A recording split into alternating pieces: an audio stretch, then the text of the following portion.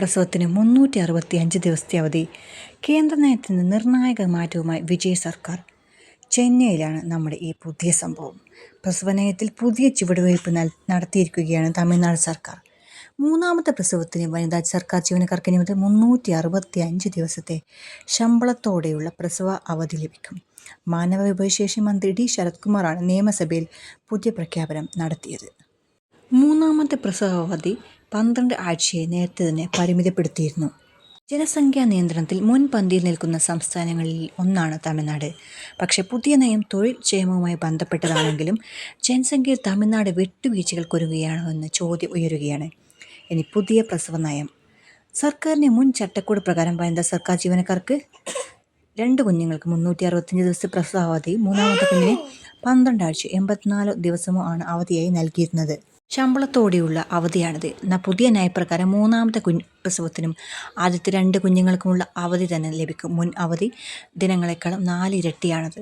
ജനസംഖ്യാ വർധനവിനുള്ള നടപടിയേക്കാൾ സ്ത്രീക്ഷേമം, സ്ത്രീ ശാക്തീകരണം, തൊഴിൽ, കുടുംബ ഉത്തരവാദിത്തങ്ങൾ സന്തുലിതമാക്കാനുള്ള അവസരം എന്നിവയ്ക്കാണ് പുതിയ നയം മുൻഗണന നൽകുന്നതെന്ന് സർക്കാർ ചൂണ്ടിക്കാട്ടുന്നു. മൂന്നാം കുട്ടി നയമല്ല തമിഴ്നാട് മുന്നോട്ട് വയ്ക്കുന്നത്. എന്നാൽ മൂന്നാമത് കുഞ്ഞ് ജന്മം നൽകുന്നതിന് സാമ്പത്തിക പ്രോത്സാഹനം നൽകുന്നുമില്ല. മറിച്ച് പ്രസവ അവധിയിലെ നിയന്ത്രണം റദ്ദാക്കുക മാത്രമാണ് ചെയ്യുന്നതെന്നാണ് TVK സർക്കാരിൻ്റെ നിലപാട്. എന്തുകൊണ്ട് മൂന്നാം പ്രസവം നിയന്ത്രിച്ചിരുന്നു? 2 താഴെ കുട്ടികളുള്ള സ്ത്രീകൾക്ക് പ്രസവാനുകൂല്യങ്ങൾ വർദ്ധിപ്പിക്കുക എന്ന തത്വവുമായി ഈ നിയന്ത്രണം ബന്ധപ്പെട്ടിരുന്നു. ഇന്ത്യയുടെ പൊതു പ്രസവ ആനുകൂല്യ ചട്ടക്കൂടിനെയും ഇത് പ്രതിഫലിപ്പിക്കുന്നു.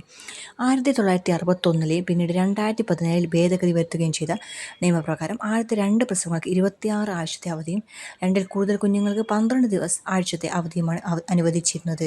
ഇന്ത്യൻ നിയമം മൂന്നാമത്തെ കുഞ്ഞ് പ്രസവിക്കുന്നതിൽ നിന്ന് സ്ത്രീകളെ തടയുന്നില്ല, പ്രസവാനുകൂല്യങ്ങളും നിഷേധിക്കുന്നുമില്ല. എന്നാൽ 2-ൽ കൂടുതൽ കുഞ്ഞുങ്ങൾക്ക് കുറവ് പ്രസവ അവധി മാത്രമേ അനുവദിക്കുന്നുള്ളൂ.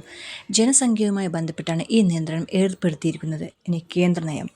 തമിഴ്നാടിൻ്റെ പുതിയ നയം കേന്ദ്ര നയത്തിൽ നിന്ന് വ്യത്യസ്തമാവുകയാണ്. മൂന്നാമത്തെ കുഞ്ഞിനുള്ള ദേശീയ നിയമപരമായ പരിധിക്കപ്പുറത്തേക്ക് തമിഴ്നാടിൻ്റെ പുതിയ നയം കടന്നു നിൽക്കുന്നു.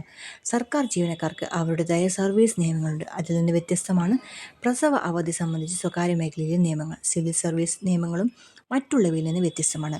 അതിനാൽ തന്നെ തമിഴ്നാടിൻ്റെ പുതിയ നയം പ്രസവ അവധിയിലെ ദേശീയ മാറ്റത്തിന് കാരണമാകുന്ന ഒന്നായി കണക്കാക്കാൻ സാധിക്കില്ല. ഇനി ഇതിൻ്റെ നിയമപരമായ പശ്ചാത്തലം. മൂന്നാമത്തെ കുഞ്ഞിൻ്റെ പ്രസവ അവധിയുമായി ബന്ധപ്പെട്ട നിയമപോരാട്ടത്തിൻ്റെ ഫലമാണ് സർക്കാരിൻ്റെ പുതിയ നയം. 2025 K ഉമാദേവി വേഴ്സസ് തമിഴ്നാട് സർക്കാർ കേസിൽ മൂന്നാമത്തെ കുഞ്ഞാണ് എന്ന കാരണത്താൽ പ്രസവാനുകൂല്യങ്ങൾ നിഷേധിക്കരുതെന്ന് സുപ്രീം കോടതി ഉത്തരവിട്ടിരുന്നു. സർക്കാർ സ്കൂളിലെ അധ്യാപികയാണ് സുപ്രീം കോടതിയെ സമീപിച്ചത്.